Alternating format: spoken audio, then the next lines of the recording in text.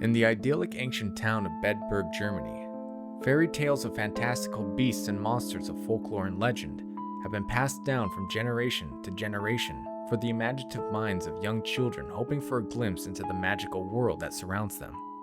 But what's one to do when faced with a horrifying fable that seemingly becomes real each time the moon rears its face?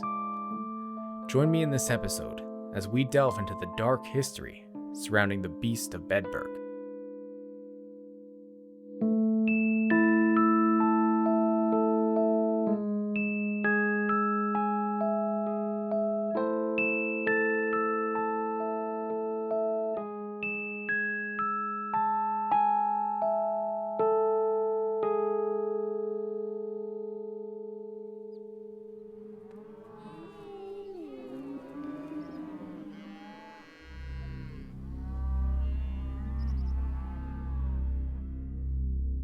Welcome back to Moonlight Lore, everyone. I'm your host, Jordan Hopkins. 'Tis the season for a holiday special, but as most podcasts seem to be doing topics related to the holiday, I figured I'd do something a little different for you guys and offer up a topic one could consider pretty dark and disturbing. Now, a full disclaimer on this episode, it will probably be my most disturbing episode thus far on the podcast. So with that out of the way, please enjoy. Today we're going to be discussing the strange and mysterious cases of savage attacks that happened in the small town of Bedburg back in 1589. What makes these gruesome attacks so intriguing and sets it so far apart from other killers is the fact the perpetrator was suspected of being an actual werewolf. The beginning of this story will take us all the way out to the German countryside, just on the outskirts of the then small village of Bedburg. During this time, at the midpoint of the 1500s, Germany was no stranger to troubles, with the bubonic plague ending roughly 200 years beforehand, masking all of Europe and claiming hundreds of millions of lives near its end, not to mention the large number of hotspot outbreaks of the plague continuing to appear for years to come. Also during this time, Germany's Catholic faith was under attack, as for the first time ever during the mid-1500s, the population of Protestant believers were starting to take hold of the majority. Of course, as religion tends to always do, conflicts between the two sets of believers were a constant thing, with one side always provoking some form of disagreement out of the other. Those who lived during this time in the town of Bedburg were strong in their beliefs and hardy in their work. It was hard to catch these townfolk in a state of sheer panic. But what else is one to do when faced with a threat seemingly out of a fairy tale?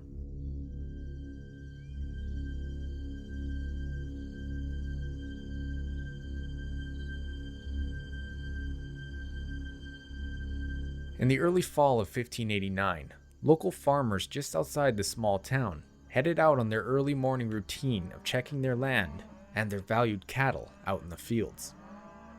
Even now, it's normal for farmers to have the occasional loss of livestock every now and then.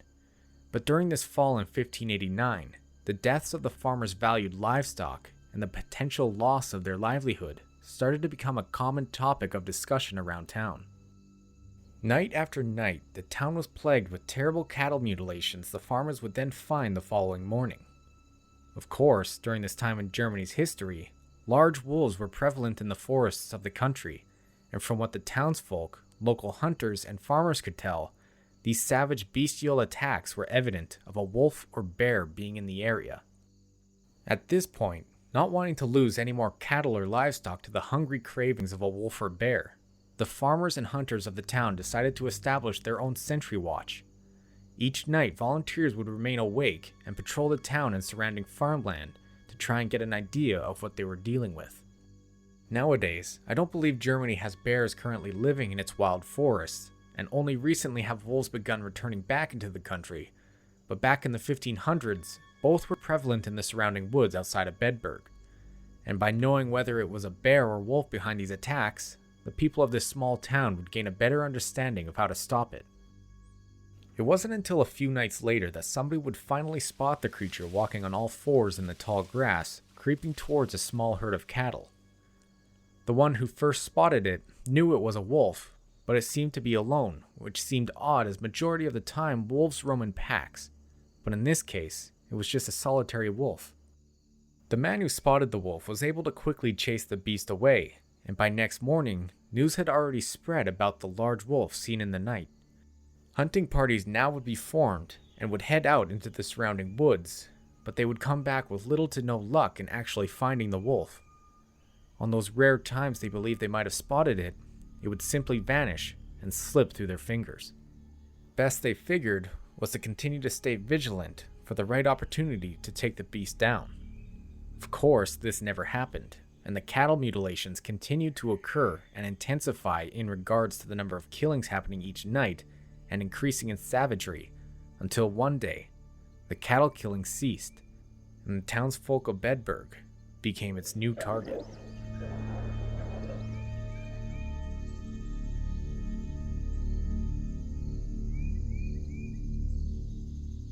It hadn't been long between the cattle killings and the human killings began to take place. Everyone in Bedburg knew of the wolf at this point, and some had even gotten a decent look at it and said it was a behemoth of a beast, larger than any wolf seen in the area, along with having a limp due to its left forepaw being gone, assumingly done by one of the hunters or in a fight with another wolf or bear. But of course, as large as the wolf was, it was just as elusive. No one could ever tell when it was going to strike, as it obviously hid itself so well from hunters and other townsfolk looking for it. But when the panic and desperate screams of parents fell on deaf ears of now missing children, the townsfolk knew this was going to be a fight they needed to win. It seemed as the days went by, more and more children would suddenly go missing, with not a single trace of them anywhere. Of course, the wolf was suspected to be the main suspect, and it was even confirmed when a young girl was attacked by the wolf and managed to escape its hungry grasp. As the story goes, a young girl and her friends were out in a meadow amongst the cattle, playing a game when a wolf-like creature came bounding out of the woods towards them. The creature managed to get up on 2 legs, ran a couple more feet, and then leaped at the little girl, biting down onto her neck. Luckily, the girl's high stiff collar prevented the creature from dealing a deadly bite, and she was able to scream out for help. As soon as the girl screamed, the nearby cattle either became spooked or possibly out of sense of protecting the little girl, rushed towards the pair, scaring the wolf-like creature to release the girl and run off on its hind legs back into the forest. Children weren't the only ones to fall victim to the Werewolf of Bedburg. Women walking their daily routes mysteriously disappeared. Some were found off the beaten path, completely torn to shreds, but most just disappeared, forever gone and never seen again.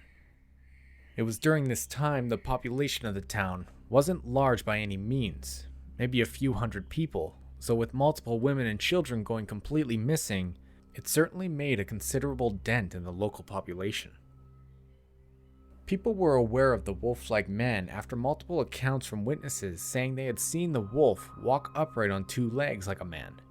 So extreme caution now had to be taken while walking in the town itself, as people began to get paranoid that any one of their neighbors could be guilty of being the beast. This fact seems to be the final straw for the folks of Bedburg, who had had enough of their livestock numbers diminishing and, more importantly, their wives and children disappearing. They figured the best way to even come close to killing the creature is to lure it close to town with the promise of a lone cow as bait, while hunters and farmers hid themselves off in the distance. And as luck would have it, the wolf appeared that same night, and with the temptation of a large cow all by itself, it moved quickly to apprehend its next prey. But right before the wolf was able to make its first strike on the cow, the hunters sprang from the shadows and shot at the wolf, scaring it back into the woods. Only this time, the hunters were able to keep pace with it. Along with their hunting dogs, the hunters were able to track the wolf through the woods, which reportedly lasted a few days, until finally, the dogs were able to corner the wolf among some rocks. The dogs continued to bark and signal for their owners to come, and when the hunters pushed past the final tree branches and bushes, they were bewildered to find not a wolf, but the familiar face of a man they all knew, Peter Stump.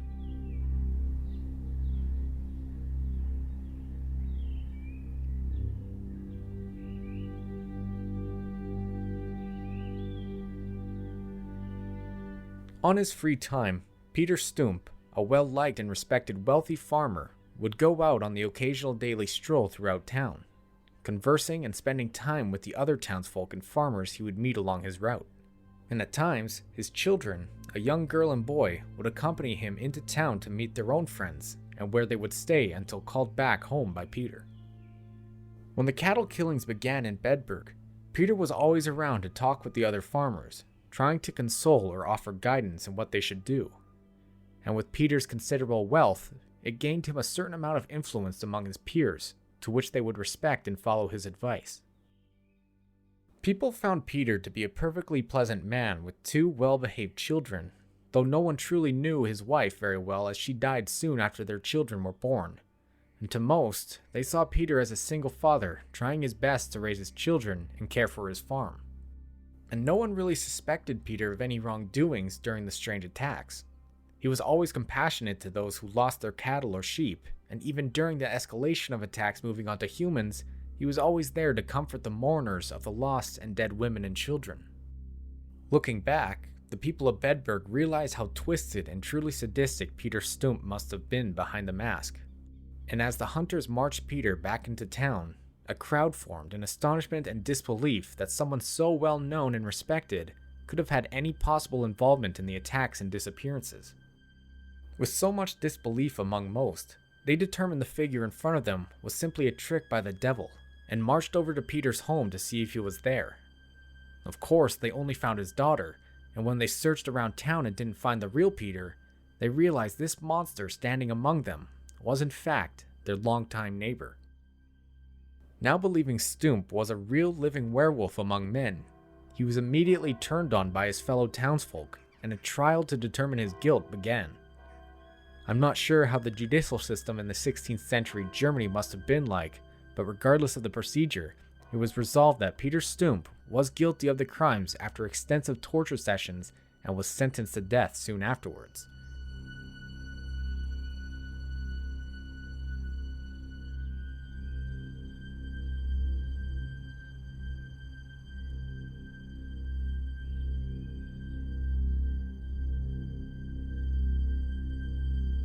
At this part of the podcast, I'm going to warn it might get a little dark for younger listeners or those who get nauseous when hearing about gore, sexual assault, and cannibalism, as the horrendous acts Peter Stump committed were considered so terrible, even back then people were absolutely horrified to the extent of it all. Under the circumstances of immense pain due to being laid on the torture rack for days, Peter Stump's confession seemed to have no end. Immediately, Stump confessed to having practiced dark magic ever since he was a small child, and later had an encounter with the devil who gifted him a magic belt made of wolfskin, which transformed him into a beast whenever he wore it. Although the hunters never saw him wearing a belt or discarded in the woods during their chase, a few went back out to search for it, but reportedly came back empty-handed. Stump claimed that while he wore the belt, he had no control over what his wolf form was guilty of, but he could still remember every one of his crimes from the cattle mutilations to the kidnapping and killing of women and children. In Stump's own words, the belt enabled him to have the likeness of a greedy, devouring wolf, strong and mighty, with eyes great and large, which in the night sparkled like fire, a mouth great and wide, with most sharp and cruel teeth, a huge body, and mighty paws. Allegedly for a long 25 years, Stump had been a bloodthirsty monster feasting on goats, sheep, cattle, men, women, and children from across the whole country until he settled outside of Bedburg. He recalled one of his hunts for human prey as he was stalking in the shadows of some underbrush when he spotted 3 people talking, 2 men and a woman. Attempting to lure just one at a time to him, he called out for the help of one of the men to help him move some lumber just beyond the tree line and out of sight from the others, and as one of the men came and approached, he bashed his head in, killing him instantly. When the man didn't return from the tree line, the second man walked over to investigate. Of course, when he got near, Stump clubbed him over the head, killing him as well. The woman, now realizing something was wrong, began rushing away from the area looking for others to come and help. But as soon as she began fleeing, Peter emerged from the trees, chasing after her down the road and eventually catching her. The bodies of the 2 men were later found torn up and discarded among the trees, but the woman's body was never found. It was thought that Peter had caught her, sexually assaulted, and murdered her, and then consumed her body in a discreet location. Stump also admitted to all the animal killings in and around town, along with the sexual assault and killing of multiple women who had gone missing over the past months. Not only this, but he had attacked a few pregnant women who he also murdered, but ripped out their fetuses from their wombs and ate them raw. The young children in and around town were his favorite target as well. In total, he admitted to killing and kidnapping up to 13 children by strangling, bludgeoning, and tearing out their throats, many of whom were also consumed. Among this demographic of victims was Peter's own son, who had gone missing weeks beforehand, to which he admitted to bludgeoning his head open and eating his brain. Now, one would think, even with all these killings, sexual assaults, and cannibalism, Peter Stump's rap sheet couldn't get much worse, but it doesn't stop just with these three. Peter was also reported to have an incestuous relationship with his young daughter, who he impregnated, all while seeing an unnamed mistress who had also been a suspect to be involved. It was clear Stump was quite the monster, even outside of his supposed wolf form. So on the 28th of October, he was sentenced to death, and by the 31st of October, he was publicly tied spread-eagled to a large wheel, his flesh pulled from the bone in multiple spots using red-hot pincers. A local lumberjack then brought down the blunt end of his axe down on Stump's arms and legs, breaking every bone, and when that was finished, the lumberjack turned his axe and cut off his head. His body, along with his mistress and daughter, who were both blamed for harboring such a monster, were brought to a wood pyre, where all three were tied to stakes and burned to death. As the superstition continued to take hold during that day, they decided to erect a monument to the gruesome execution to deter and warn other devil worshippers and monsters they would meet similar fates. The town's authorities placed the wheel on which Stump was executed on, high up on a pole which hung 16 strips of wood, signifying the 16 known victims murdered by the man they had just killed. Atop the wheel, they made a crude statue of a wolf, and on the point of the pole at the very top, they placed the severed off head of Peter, forever having to face the town he terrorized.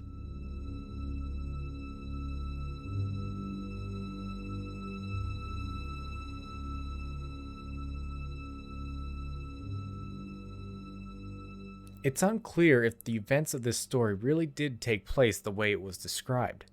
There are many people who believe, due to the religious differences and conflicting faith, drove the authorities and townfolk to turn Peter Stump into some sort of patsy for others thinking of converting from the common Catholic religion now being threatened. It could have been bad blood, jealousy from his wealth, or simply superstition from the governing officials at the time that made Peter the perfect scapegoat for quelling what could have been just simply wolf attacks or other crimes being committed by those in higher governing positions. Or Peter Stump could have easily have just been the monstrous serial killer and cannibal everyone thought he was. There's not a lot of information about the event, but considering he only confessed to such horrific acts under the pressure of endless torture, it's believed he might have just admitted to those acts simply to end his own suffering. The story of Stump being an actual werewolf has been questioned a lot too. Under normal and scientific means, humans can't transform themselves into animals, but the story of the belt gifted by the devil to Peter for the purpose of transforming into a wolf isn't one necessarily unheard of before. Skinwalkers in Native American folklore are people who are able to transform into an animal form by wearing a certain pelt of the animal they wish to change into. In the Selkie in Norse and Celtic folklore, the sea folk who can shed their sealskin to change into their human form, and then by wearing it again will cause them to change back into a seal. There are even Paleolithic cave drawings in France dating back 13,000 BCE of human-deer hybrids indicating it's a human ascending into animal form or the drawing of a great spirit. There are plenty more stories, legends, and folklore from numerous civilizations telling of humans having the ability to transform into an animal. It makes one think if there truly is some form of magic, relic, or ritual that allows one to truly change. In this case, however, with Peter Stump, I firmly believe it all comes down to common superstitious belief and hysteria on the part of the townsfolk, or a combination of untreated schizophrenia and clinical lycanthropy which gave Peter the delusion or idea that he was in fact a wolf-like creature, which drove him to do unspeakable things. Whatever explanation one chooses to believe, however, I believe this story serves as a great reminder for the capabilities of people when pushed to the edge of their own belief. We know what happened that day in Bedburg of 1589, but we may never know if it was Peter or the mob who were the real monsters.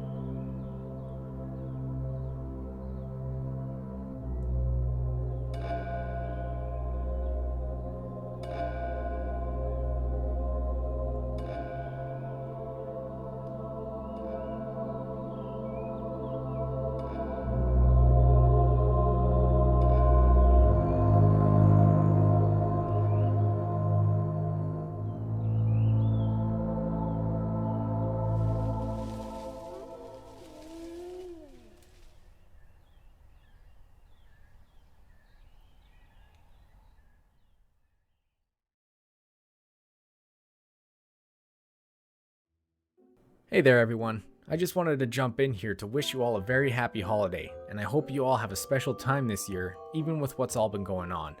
I especially appreciate you for listening, so thank you. If you're feeling generous and wanting to spread more cheer, take a visit over to my friends at the Hair Raising Horror Podcast, who were gracious enough to want to share one of my episodes on their show. If you can't get enough horror during the holiday, their selection of episodes involving true crime, mysteries, and creepy facts will surely keep your hunger for horror satisfied. Also, don't forget to subscribe to them and here at Moonlight Lore, and to let your friends, family, or whoever else you think might be interested know about our podcasts. By doing these little things, it helps us out immensely, and we greatly appreciate it. Again, I want to wish you all a happy holidays and to remind you to stay safe, healthy, and informed during these strange times. Please do take care.